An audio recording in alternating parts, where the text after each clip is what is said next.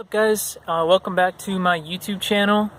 So today I wanted to talk about the topic of diet and what is the optimal diet for human beings. And I just wanted to start off this little discussion with a question, and that question is, what do all animals on this planet have in common with each other that humans are actually deviating from?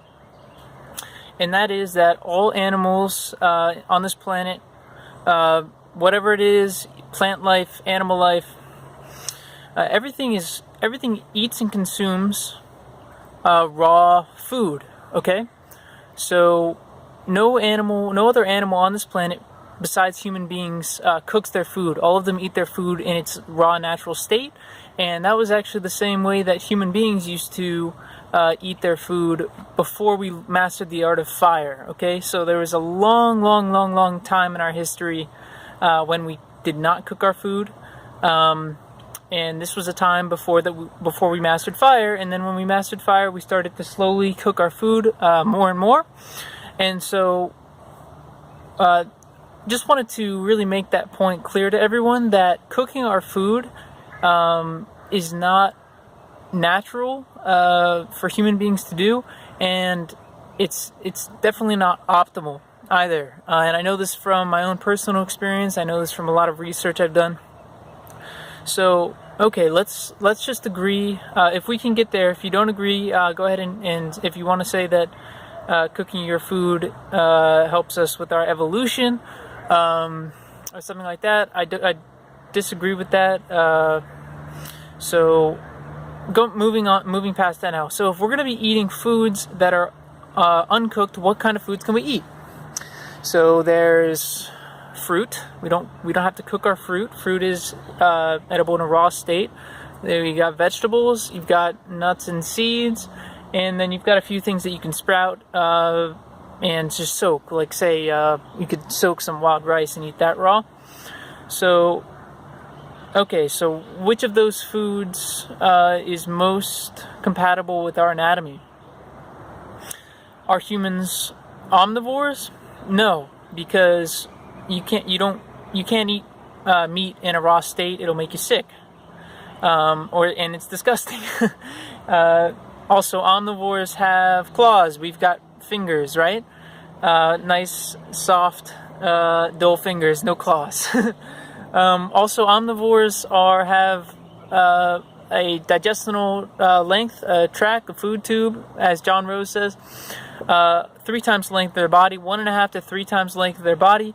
Human beings have a GI tract, the length 9 times the length of our body. Okay, so we've got a much longer GI tract. So if you were to eat meat, which many people on this planet are currently doing, eating lots and lots of meat, it sits inside of you and putrefies for a long time, which brings in all sorts of parasites and all sorts of toxins and things like that in your body. So no, we're not designed to eat meat. We also, if you'll say our canines, look, I cannot bite into the flesh of a cow or into a squirrel even or anything like that. So alright, meat's off the table, raw meat included. So are we herbivores? No, again, because herbivores have a GI tract 10 times to 12 times the length of their body. They also usually have multiple stomachs. They also have grinding in their teeth. Okay. Oh, and I wanted to mention also our jaws can go like this. Your dog's jaw can't do that. Your dog can only go up and down. A bear's jaw only up and down. So okay, our jaws are different for omnivores. Herbivores, they have the grinding action. We don't really have that. So what is our ideal food? I'm just going to cut to the chase. It's fruit. Humans are frugivores.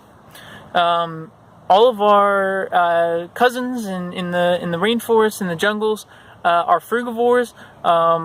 We have like 99% of our DNA, don't quote me on that, but very high percent of our DNA next to like chimpanzees. And what do they eat? They eat fruit.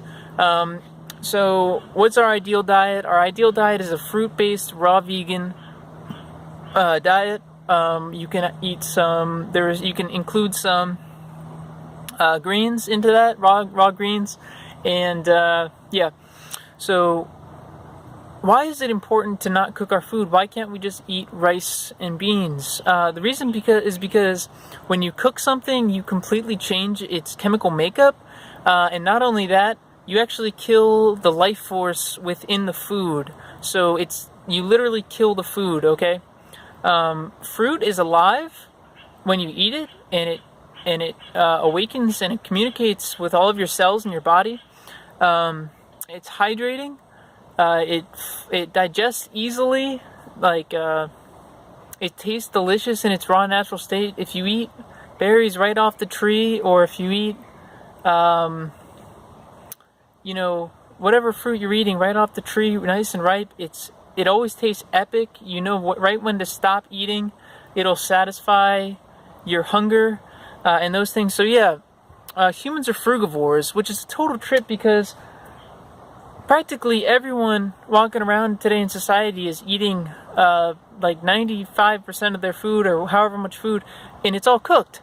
So people are walking around eating dead food, and as a result we have so many problems in our society. And the fact of the matter is, these are problems that we inflict on ourselves, that can be resolved when we take responsibility for what we eat, what we put into our body. And so that's kind of a hard pill to swallow, because you have to accept the fact that all of your health problems and all of the issues that you feel in your own life, they really do tie back to, in a huge way, the food that you're eating, right? So if you're not already eating a plant-based diet, I highly recommend getting onto a plant-based diet and then slowly transitioning to a raw food diet. Okay. Highly recommend that. For me personally, with my experience with this diet, I've been into raw food since July of last year, and I've been on and off with the diet. I admit I am addicted to cooked food, and I've really come to understand that most of my addiction is not with the animal products, but it's more with rice and breads and just grains and things like that. I find them to be highly, highly addictive. And so I'm just trying to focus on fruits, eating lots and lots of fruit and getting satisfied on eating fruit. And right now I've been several days eating just fruits and some nuts and seeds and some vegetables. And I'm feeling really, really good, like I was early on in my journey. Living here in Tallahassee, Florida, I find that the summertime, it's much easier to eat a raw food, raw vegan diet than compared to the wintertime. So feeling really good eating the fruits. I've been eating lots of mangoes, lots of watermelon, things like that, like the water-rich fruits. I'm feeling much more hydrated than I was before. And so yeah, just if this is new information to you that humans are frugivores, I really highly suggest doing some more research on YouTube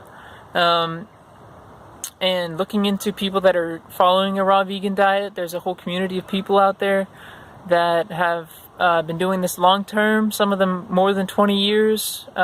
So there's a whole wealth of knowledge out there. I highly, highly recommend you look into it. And I know it can be scary and also sort of like daunting and hard to accept that we're actually designed to be eating a fruit-based diet, and everybody's hooked on cooked food, and so it's hard to shake that addiction, and even to confront it. Congratulations, it's really cool that you've been able to hear this message in the first place. So yeah, try and look into it some more, and there's only one way to really know if it's true or not, if we are frugivores or not, and that's through personal experience. So I highly recommend you go out and you try and just eat a lot of fruit in your diet, and try and do a juice fast, a freshly pressed juice fast, to see what it feels like to be eating living foods as opposed to dead foods. And you'll notice, I guarantee you'll notice an entire shift in your whole reality, in your whole life, when you start putting the living foods into your body. It's really a joyous thing to do. So thank you so much for watching, and let me know what you think about this video in the comments below. Alright, I'm going to sign off. It was nice to chat with you all, and I look forward to seeing you in the next video. Peace.